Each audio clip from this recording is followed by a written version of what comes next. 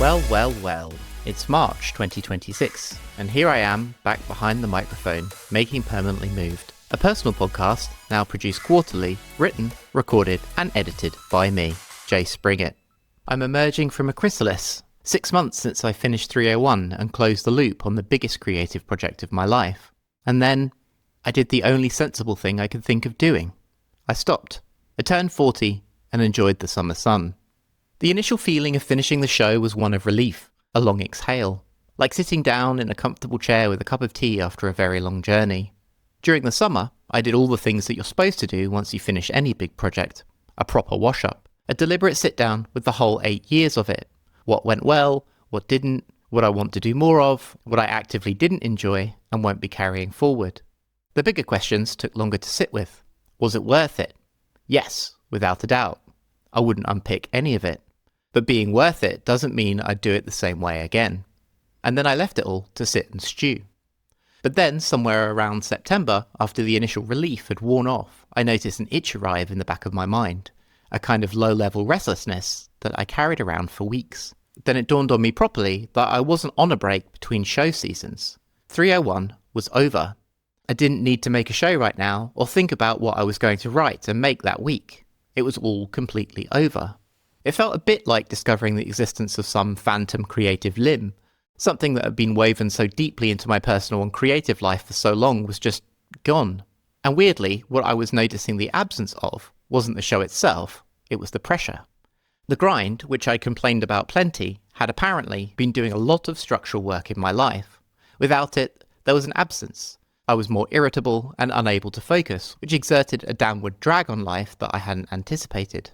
It was a kind of mourning, I guess. And that process, as I'm sure you're all aware, has a way of producing bad decisions. Around late September, over one particularly manic weekend, I sat down and wrote an 8,000-word draft of a new episode and edited it the next day. At the time, I was convinced that this was the thing I wanted to say coming back to the show. And then I recorded it, and it was, quite frankly, awful. So I threw it away, consigned it to the void, never to see the light of day. You're welcome. After that, I decided there was no pressure. I'd loosely targeted a 6-month break, so I held the line, and I'm genuinely, deeply grateful to those of you who kept your subscriptions going through the silence and trusted that I'd be back. That meant more than you could know. I did, however, in late November, make some notes about what I thought I wanted to write about next. I spoke about it on my most recent appearance on New Models podcast, and then I went to Sri Lanka over Christmas and New Year, and came back and got to work. So here's where we are.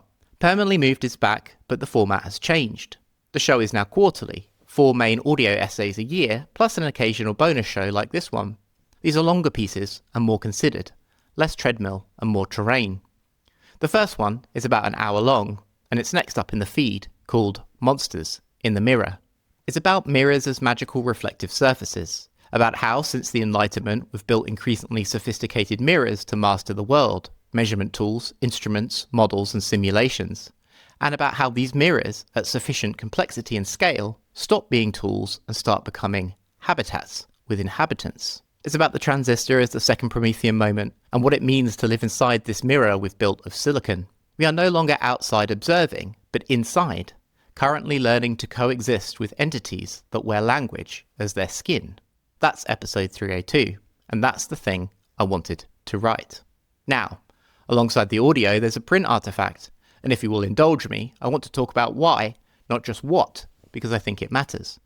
The standard deal for independent online creators right now is essentially this.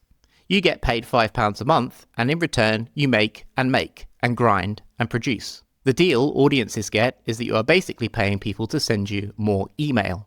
The algorithm forces people to keep up the constant output just to stay visible, and make more and more content to justify the subscription in a world increasingly full of them. I just don't think this is the solution to anything, and it's not what I want to do. So the model Permanently Moved is now adopting is an older one. Each episode now comes with an accompanying issue of my zine, Start, Select, Reset.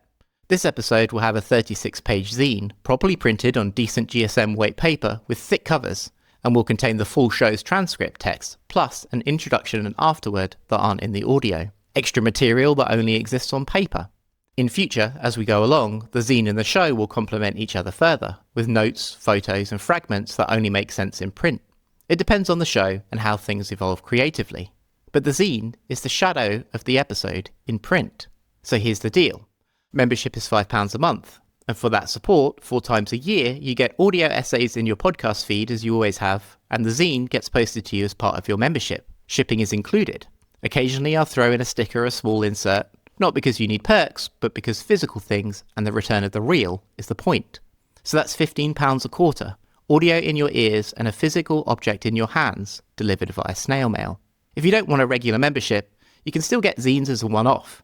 It's £18 plus shipping on my blog. Think of it as merch.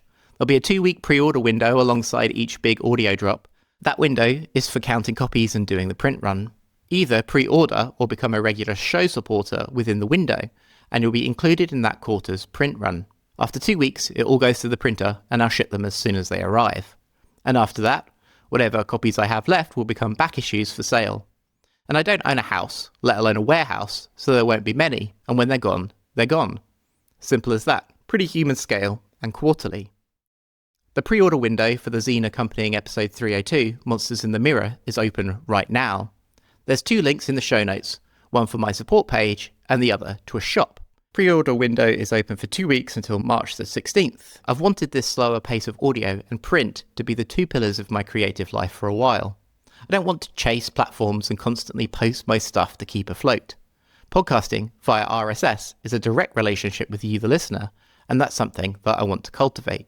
So that's what it all looks like going forwards. If you aren't in a position to do either, please do go and rate and review the show 5 stars on iTunes or in your app of choice. Tell a friend. Blog about me being back. Whatever. Every little helps. I'd really appreciate it. Alright then, episode 302 is up next.